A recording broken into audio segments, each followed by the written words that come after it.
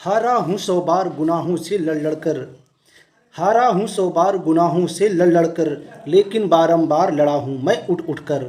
इससे मेरा हर गुनाह भी मुझसे हारा, मैंने अपने जीवन को इस तरह उबारा। आगे पंक्तियां हैं। डूबा हूँ हर रोज किनारे तक आ आकर, डूबा हूँ हर रोज किनारे तक आ आकर, लेकिन मैं हर रोज उगा हूँ जैसे दिनकर। इससे मेरी असफलता भी मुझसे हारी, मैंने अपनी सुंदरता इस तरह संवारी। केदारनाथ अग्रवाल की इन खूबसूरत पंक्तियों के साथ आज की शाम के 7 बजे आप सभी मित्रों का मैं पीसी यादव अपने एकेडमी प्लेटफार्म पर अभिनंदन करता हूं। साथियों, आपको हम भारतीय संविधान एवं राज्य व्यवस्था के अंतर्गत एमसीक्यू बेस्ड पर आधारित प्रश्न उत्तरों की सीरीज के साथ लगातार अपडेट करता रहा हूं। हम जो आपको प्रश्न उत्तर मुहैया करा रहे हैं राज्य व्यवस्था के अंतर्गत, ये बहुत ही महत्वपूर्ण प्रश्न हैं। ये बीती परीक्षाओं में कहीं ना कहीं पूछे गए हैं, इसलिए इन प्रश्नों की गंभीरता को समझें और वीडियो को अंत तक जरूर देखें। प्रश्न नंबर 1 है, भारतीय संविधान के अंतर्गत ग्राम पंचायतों का गठन। भारतीय संविधान यहाँ के नहीं लिखा गया है, मिसप्रिंट हो गया है। तो भारतीय संविधान के अंतर्गत ग्राम पंचायतों का गठन, विकल्प नंबर ए एक मूलभूत अधिकार है, विकल्प नंबर बी एक मूल कर्तव्य है, विकल्प नंबर सी निर्देशक सिद्धांत है, विकल्प नंबर डी उक्त में से कोई नहीं। इन चारों विकल्पों में से कौन सा विकल्प प्रश्न नंबर 1 का सही उत्तर है? आपको मालूम है कि भारतीय संविधान के अंतर्गत जो ग्राम पंचायतों का गठन वो नीति निर्देशक सिद्धांतों में दिया गया है। तो इस प्रश्न का सही उत्तर होगा विकल्प नंबर सी, विकल्प नंबर सी निर्देशक सिद्धांत। आपको मालूम है कि भारतीय संविधान के भाग 4 में अनुच्छेद 36 से 51 में नीति निर्देशक तत्वों के बारे में बताया गया है। नीति निर्देशक तत्वों में अनुच्छेद 40 में ये बताया गया है कि राज्य ग्राम पंचायतों के गठन के लिए कदम उठाएगा। किस अनुच्छेद में? अनुच्छेद 40 में। अनुच्छेद 40 में बताया गया है कि राज्य ग्राम पंचायतों के गठन के लिए कदम उठाएगा और उन्हें उतने अधिकार और शक्ति प्रदान करेगा जितने से वह एक स्वायत्त शासन की इकाइयों के रूप में कार्य कर सके। इसी के परिप्रेक्ष्य में, इसी के मद्देनजर रखते हुए भारतीय संविधान में 73वां और 74वां संविधान संशोधन अधिनियम 1992 को पारित किया गया, जिसमें भाग 9 व भाग 9 का के तहत क्रमशः पंचायतों व नगर पालिकाओं के गठन, निर्वाचन, शक्तियों तथा उत्तरदायित्वों का प्रावधान किया गया है। तो इस प्रकार अगर हम देखें तो ग्राम पंचायतों का गठन नीति निर्देशक सिद्धांतों के अंतर्गत है। अब आगे चलते हैं प्रश्न नंबर 2। प्रश्न नंबर 2 क्या है? भारतीय संविधान के किस अनुच्छेद में विधि की सम्यक प्रक्रिया के सिद्धांत को शामिल किया गया है? आप इस प्रश्न की गंभीरता को समझिए। यहाँ बहुत ही महत्वपूर्ण सेंटेंस है, विधि की सम्यक प्रक्रिया। भारतीय संविधान के किस अनुच्छेद में विधि की सम्यक प्रक्रिया के सिद्धांत को शामिल किया गया है? विकल्प नंबर ए अनुच्छेद 11, विकल्प नंबर बी अनुच्छेद 16, विकल्प नंबर सी अनुच्छेद 21 और विकल्प नंबर डी अनुच्छेद 26। तो इन सभी विकल्पों पर अगर हम नजर दौड़ाएं तो विकल्प नंबर सी, विकल्प नंबर सी अनुच्छेद 21 में विधि की सम्यक प्रक्रिया के सिद्धांत को शामिल किया गया है। अनुच्छेद 21 जो प्राण एवं दैहिक स्वतंत्रता से संबंधित है, इसमें ये बताया गया है कि किसी व्यक्ति को उसके प्राण एवं दैहिक स्वतंत्रता से विधि द्वारा स्थापित प्रक्रिया के अनुसार ही वंचित किया जाएगा, अन्यथा नहीं। अर्थात कोई व्यक्ति अपने प्राण तथा शारीरिक स्वतंत्रता से तभी वंचित किया जाएगा जबकि उसके लिए कोई विधि उपबंध हो। ध्यातव्य है कि अनुच्छेद 21 के तहत व्यक्ति शब्द का प्रयोग किया गया है, अतः इसका संरक्षण नागरिक एवं विदेशी सभी व्यक्तियों को प्राप्त है। जैसा कि मैं पिछले वीडियो में आपको बताया था, अनुच्छेद 15, 16, 19, 29 और 30 ये जो अनुच्छेद हैं ये केवल भारतीयों को प्राप्त हैं। बाकी के जो अनुच्छेद हैं मूल अधिकार में भारतीयों के साथ साथ अन्य व्यक्तियों को भी प्राप्त हैं। अगर हम महत्वपूर्ण जो सेंटेंस है विधि की सम्यक प्रक्रिया की बात करें तो अमेरिकी संविधान के अंतर्गत 5वें तथा 14वें संशोधन द्वारा इसे प्रदान किया गया है। 5वें संशोधन के अनुसार कोई भी व्यक्ति सम्यक विधि प्रक्रिया के बिना अपनी दैहिक स्वतंत्रता से वंचित नहीं किया जाएगा। जहां अमेरिकी न्यायालय में सम्यक विधि प्रक्रिया का अत्यंत विस्तृत क्रियान्वयन करते हुए नैसर्गिक न्याय की समतुल्य माना है, वहीं भारत में विधि द्वारा स्थापित प्रक्रिया के अधीन इसको माना गया है। तो दोनों में ये समझिए, वहाँ सम्यक विधि प्रक्रिया है और हमारे देश में विधि द्वारा स्थापित प्रक्रिया है। अब विधि द्वारा स्थापित प्रक्रिया है क्या, उसको समझे। जैसे यहाँ जो आपको प्राण एवं दैहिक स्वतंत्रता प्राप्त है, ये विधि द्वारा स्थापित प्रक्रिया के अधीन रखा गया है। विधानमंडल किसी व्यक्ति को उसके प्राण एवं दैहिक स्वतंत्रता से विधि का निर्माण कर वंचित कर सकती है। एक मामला था AK गोपालन बनाम मद्रास राज्य 1952। उस वाद में माननीय सर्वोच्च न्यायालय ने कहा था कि अनुच्छेद 21 केवल कार्यपालिकी कृत्य के विरुद्ध संरक्षण प्रदान करता है, विधानमंडल के विरुद्ध नहीं। विधानमंडल कोई विधि बनाकर किसी व्यक्ति को उसके प्राण एवं दैहिक स्वतंत्रता से वंचित कर सकता है। विधानमंडल द्वारा निर्मित विधि को नैसर्गिक नियमों के अनुरूप होना आवश्यक नहीं है। यही थी विधि की सम्यक प्रक्रिया। लेकिन समय बीतता रहा, धीरे धीरे माननीय सर्वोच्च न्यायालय इस मामले को और आगे ले जाते हुए अमेरिकी जो प्रक्रिया है सम्यक विधि प्रक्रिया, उसके समतुल्य कर दिया।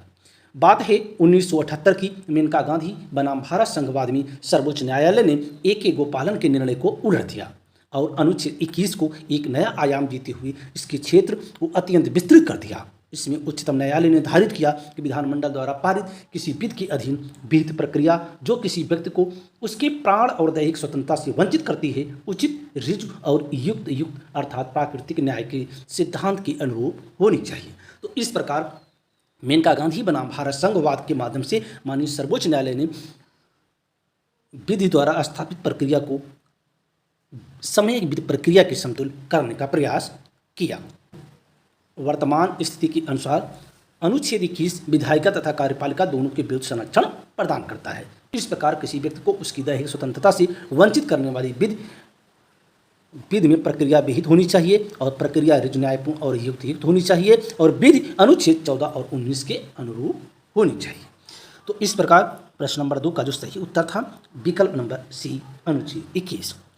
तो हम प्रयास कर रहे हैं आपको हम भारतीय संविधान एवं राज्य व्यवस्था के अंतर्गत जो महत्वपूर्ण वाद हैं या महत्वपूर्ण टॉपिक हैं उनको आपको आपकी भाषा में समझाने का प्रयास कर रहे हैं। हमारा प्रयास कहाँ तक सार्थक होता है, इसके लिए आप कमेंट बॉक्स में उत्तर जरूर दें। अब देखते हैं प्रश्न नंबर 3। व्यक्तिगत स्वतंत्रता के लिए उच्च न्यायालय निम्नलिखित में से किस रिट को जारी कर सकता है। अब यहाँ उच्च न्यायालय की बात है। आपको मालूम है जो रिट जारी करने की शक्ति है अनुच्छेद 32 के तहत माननीय उच्चतम न्यायालय को और अनुच्छेद 226 के तहत माननीय उच्च न्यायालय को शक्ति प्राप्त है। कुल 5 प्रकार की रिटें जारी होती हैं। बंदी, प्रत्यक्षीकरण, परमादेश, प्रतिषेध, उत्प्रेषण, अधिकार परीक्षा। तो यहाँ प्रश्न ये है कि व्यक्तिगत स्वतंत्रता के लिए उच्च न्यायालय निम्नलिखित में से किस रिट को जारी कर सकता है। इन चारों विकल्पों में कौन सा विकल्प सही है। अगर चारों विकल्पों पर हम नज़र दौड़ाएं तो विकल्प नंबर C बंदी प्रत्यक्षीकरण इस प्रश्न का सही उत्तर है। अनुच्छेद 226 के अनुसार प्रत्येक उच्च न्यायालय को उस राज्य क्षेत्र में जिसमें वह अपनी अधिकारिता का प्रयोग करता है मूल अधिकारों को लागू करने के लिए और किसी अन्य प्रयोजन के लिए उस राज्य में किसी व्यक्ति या प्राधिकारी या सरकार के विरुद्ध रिट जारी कर सकता है। अब देखते हैं प्रश्न नंबर 4। प्रश्न नंबर 4 क्या है। निम्नलिखित युग्मों में से कौन सा सही सुमेलित नहीं है। 4 युग्म हैं, इसमें ये देखना है कि कौन सा युग्म सही सुमेलित नहीं है। विकल्प नंबर A मानव के दुर्व्यापार तथा बलात् श्रम का प्रतिषेध। विकल्प नंबर B अल्पसंख्यक वर्गों के हितों का संरक्षण अनुच्छेद 29। विकल्प नंबर C संवैधानिक उपचारों का अधिकार अनुच्छेद 32 और विकल्प नंबर D शिक्षा संस्थानों की स्थापना तथा प्रशासन करने का अल्पसंख्यक वर्गों का अधिकार। अगर हम विकल्पों की बात करें तो प्रश्न नंबर 4 का जो सही विकल्प है अनुच्छेद 31 है, जो शिक्षा संस्थानों की स्थापना तथा प्रशासन करने के अल्पसंख्यक वर्गों का अधिकार है, ये सही सुमेलित नहीं है। ये सही सुमेलित नहीं है। तो फिर अनुच्छेद 31 है क्या। आपको मालूम है कि अनुच्छेद 31 के तहत ही संपत्ति का अधिकार मूल अधिकार के रूप में प्राप्त था। अनुच्छेद 31 के तहत जो संपत्ति का मूल अधिकार प्राप्त था, इसे 44वें संविधान संशोधन अधिनियम 1978 के द्वारा हटा दिया गया। अब जो संपत्ति का अधिकार है अनुच्छेद 300 का के तहत जो भाग 12 में समाहित किया गया है, अब एक विधिक अधिकार है जिसे साधारण विधि बनाकर नियमित किया जा सकता है, अर्थात अब संपत्ति का अधिकार मूल अधिकार नहीं है। तो इस प्रकार अगर हम देखें तो प्रश्न नंबर 4 का जो सही उत्तर है विकल्प नंबर डी सही सुमेल नहीं है। अगर अन्य विकल्पों की बात करें, अगर विकल्प नंबर ए देखें मानव के दुर्व्यापार तथा बलात्कार श्रम का प्रसिद्ध, तो अनुच्छेद 23 के तहत ये व्यवस्था की गई है। अनुच्छेद 23 का पैरा 1 ये कहता है कि मानव का दुर्व्यापार और बेगार तथा इसी प्रकार का अन्य बलात्कार श्रम प्रतिषिद्ध निषिद्ध कर दिया गया है और तथा इसका उल्लंघन अपराध घोषित किया गया है। अगर हम अनुच्छेद 29 की बात करें तो अल्पसंख्यक वर्गों के हितों का संरक्षण है और अनुच्छेद 32 को देखें तो इस संवैधानिक उपचारों का अधिकार है। तो इस प्रकार प्रश्न नंबर 4 का जो सही उत्तर है विकल्प नंबर डी अनुच्छेद 31 शिक्षा संस्थानों की स्थापना से संबंधित नहीं है। तो फिर शिक्षा संस्थानों की स्थापना तथा प्रशासन करने का जो अल्पसंख्यक वर्गों का अधिकार है ये किस अनुच्छेद के अंतर्गत है? ए है अनुच्छेद 30 के पैरा 1 के अंतर्गत, यानी अनुच्छेद 30 में यहाँ जो सही उत्तर होगा इसका ये होगा अनुच्छेद 30।